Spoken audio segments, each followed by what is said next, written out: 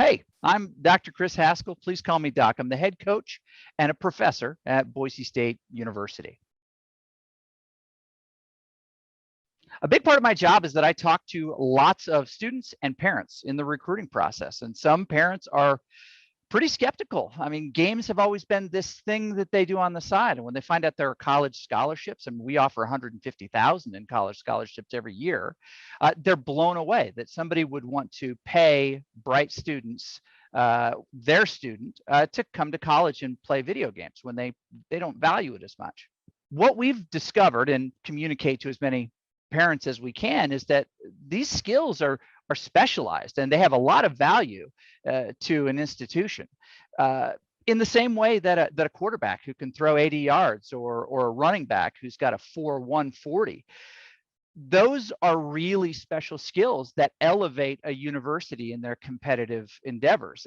Video games are no different. You know, an SSL Rocket League player or an Immortal Valorant player or beyond, they have really special skills that have value to institutions like ours that want to recruit the best at what they do. And video games is just one of those categories.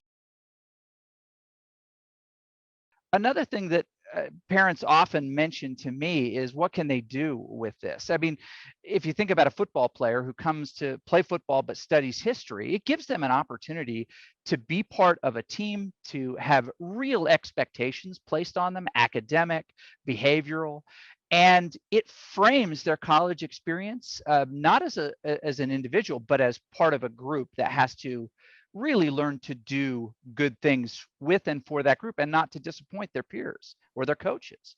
And so those are really valuable skills to employers no matter what they do. Are there careers in and around video games? Sure. But more importantly, being part of a team, developing yourself as a player is all part of becoming a better human, which translates into a better employee, a better entrepreneur, a better family member, a better spouse. All of those things are what we build in esports. One of the things we really like about our Esports Tower connection is that we get to watch these students and listen to them play in the context of a team in the same way that we're looking. And it's not that we expect to find perfection, but we do like to identify the things that, I think we could really come alongside this player and show them this technique or teach them this style of communication. It would really unlock their game, right? Finding great players is not in finding what they are today, but what they can become. And with our Esports Tower players, we get to see them in the development phase, whether they're a plat player today or much further. We can see what they can become with the right structure, and we get to watch them develop and climb with the coaching they get and become more and more of the players that we're interested in. And make no mistake about it, we're looking for great players, and the more exposure that we have to these young people and the great things that they do, the higher they go on our recruiting list, and the more that we want to talk to them and are more likely to offer them a college scholarship, not just for us, but all institutions. One of the things we really like about Esports Tower is the coaching that they receive. When we're looking for players for our college programs, how they receive coaching and what benefit that has to them and their growth competitively and as people is really important. And a lot of players come to us who are just good at the game but have never had any coaching. Esports Tower gives them really good coaches, and coaching gives them that experience and is a much better predictor of how they'll do in our program than anything that they could do by themselves in the game.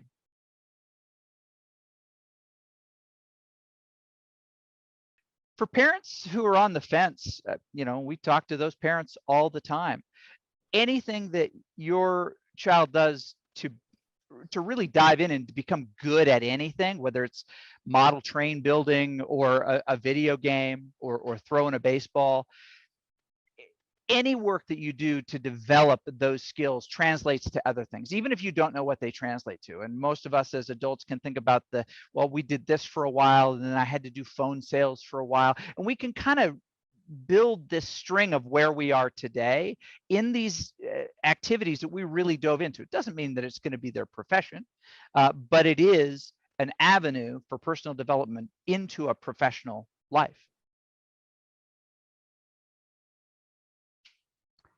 I've seen folks' perceptions change as we talk to them. I mean, first of all, as a 50-year-old professor of video games, they're startled that that's even a job, and that's only a job because I and people like myself just continued to pour time into something we were passionate about, and opportunity develops around high levels of engagement and passion.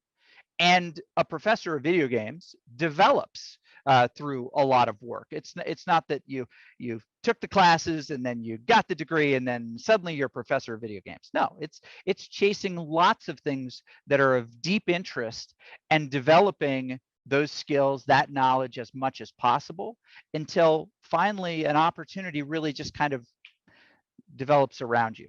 It's pretty special. For us at Boise State, when a student transitions over from a high school player and a club player, an Esports Tower player, to a college player, there's always a little bit of concern. Oh, are they going to go to class? Are they going to do those things?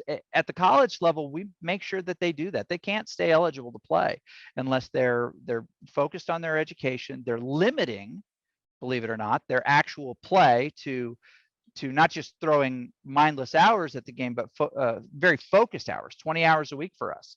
And that's the limit that we'll accept. They realize that, oh, they're moving from something that we try to structure, but is really hard, to something that is actually really structured.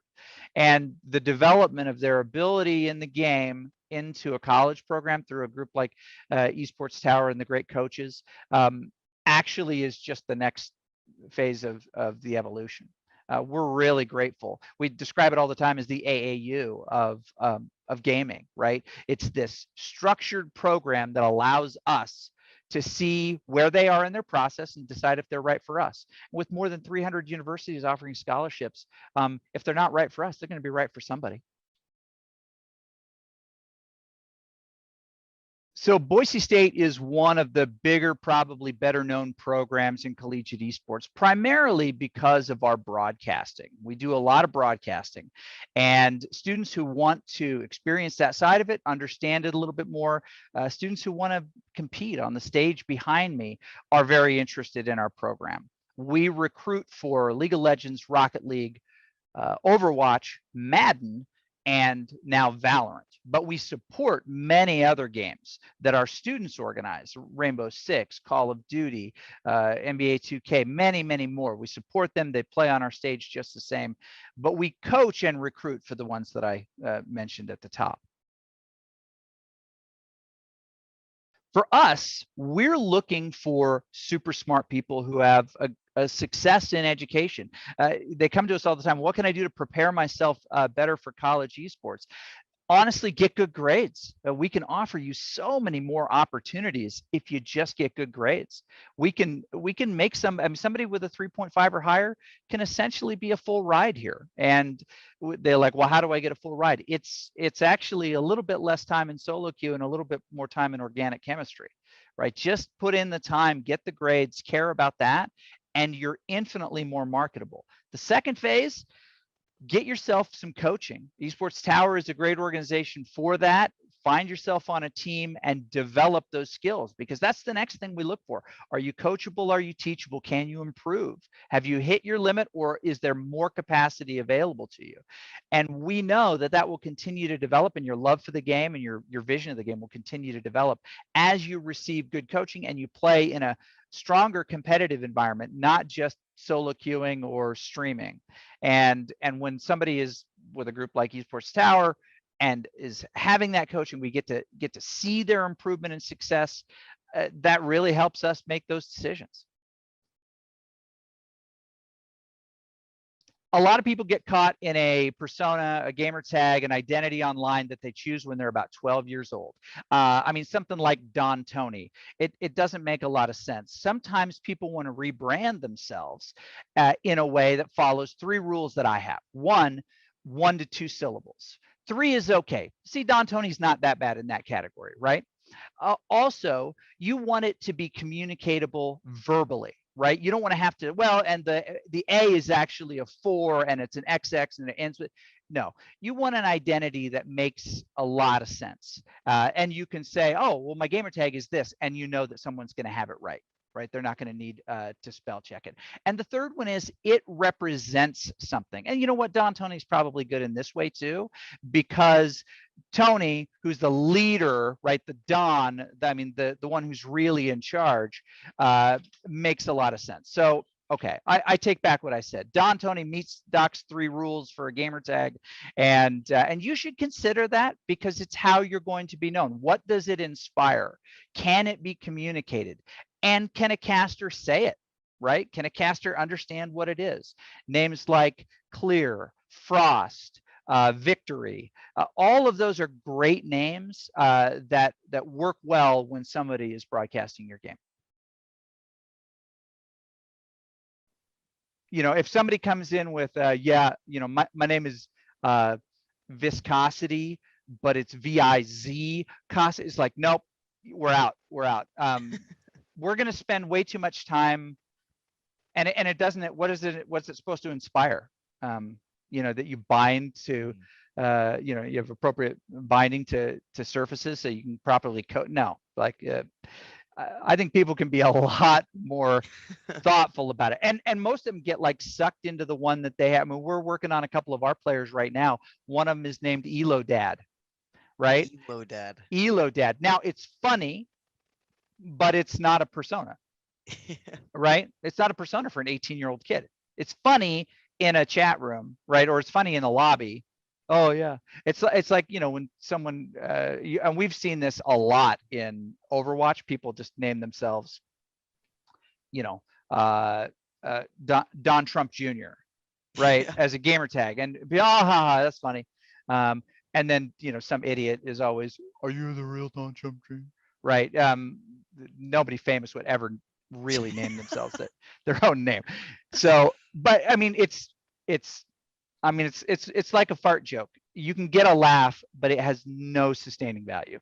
And I've said no to players before who've come in. Anybody who puts a 69 in their name, nope, you cannot play for us until you make a name change. Your gamer tag should create the right conversation about your play and what it represents, not something else.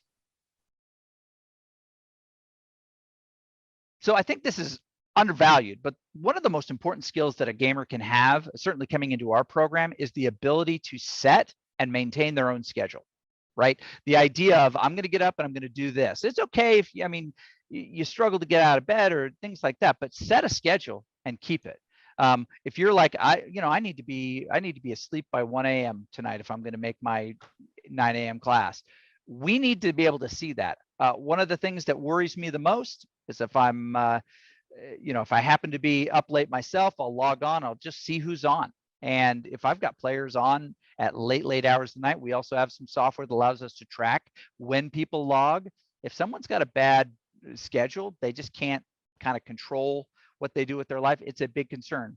So learn how to set a schedule, learn how to get up early and accomplish things, even if you don't have a huge time commitment for things. Adult a little and show us that. It goes a long way. So video game character that probably closely resembles me. This is a weird one. It's probably the Madden 21 caricature of Bill Belichick. Not great with fashion, old, not a ton of hair, looks really intense on the sideline. It's not a playable character, more of an NPC. But we're on to Kansas City. If I were stuck on a desert island, could only have one video game, that's a tough one, but I'm going to go out on a limb and say that it is the original Pac-Man. 1980, yellow cabinet, hand-painted, white marquee, Pac-Man. That is one of the hardest games ever. I know there's a pattern. I could spend years trying to figure out what the pattern is. Where I'd plug it in on a desert island, that's problematic. When I tell people that I'm a head coach, which I do all the time, it always blows their mind. I usually just say, they ask, what do you do? I'm a coach. Oh, for the university? Awesome. What do you coach? And then there's this big old gulp, esports, because you always get the, what? Well, because one, I'm old, right? So I mean, you wouldn't think of me as an esports coach, and they always that's a thing, really. Some of them have heard about it and even heard about the program and didn't know that I was connected, and that throws them even more. So it's a fun conversation, but when somebody asks the question, what do you do? I'm like, oh great, there's a 15-minute conversation coming where I'm going to have to show pictures of me on stage with my players to prove it. One of the best things about being part of an esports program, I believe, is the preparation. Once the competition starts, I mean, yes, it feels great to win. It feels really sucky to lose, but the preparation, the process for us is the most enjoyable. It's the planning. It's the discovering things about opponents that we think we can exploit. It's identifying how we're going to manage what they do. It's the prep. And you don't think about that a lot when you just play solo queue, but when you're part of a college team, you're thinking about your opponents, not just the one that comes next, but multiple down the road, and developing what you need skill-wise, communication-wise, planning and execution-wise to be successful against those teams. And that's a joy. That's a ton of fun. We've got lots of rivals, and we would love to beat Maryville. We would love to beat Utah. We haven't beat those schools yet, but we intend to. The one that we enjoy beating the most, UNLV. Can you beep what I say? Because we beep and love beating UNLV. As a school, we compete in 5 titles in the varsity program, and varsity means coaching and academic requirements and scholarships. But we also compete in probably another 5 titles that are supported, which means a lot of the same things: broadcasts, jerseys. We make space available. We support it with our name and likeness. Probably about 10 games. 5 of them are scholarship. So one of our best traditions is a strange little thing. We'll take a bag of dirt, soil, parking lot chips, it doesn't matter. Put that in a Ziploc bag and we'll take it to a destination. And when we get there, we empty it out. And it is both symbolic and pragmatic. We are changing the world. We are taking something that doesn't belong in this place, and we are changing the landscape, which is what we do when we move into a new competitive arena, when we change cities, and get to meet some of these people. The world will never be the same because we were there, and that's one of my favorite traditions. It means a lot to me.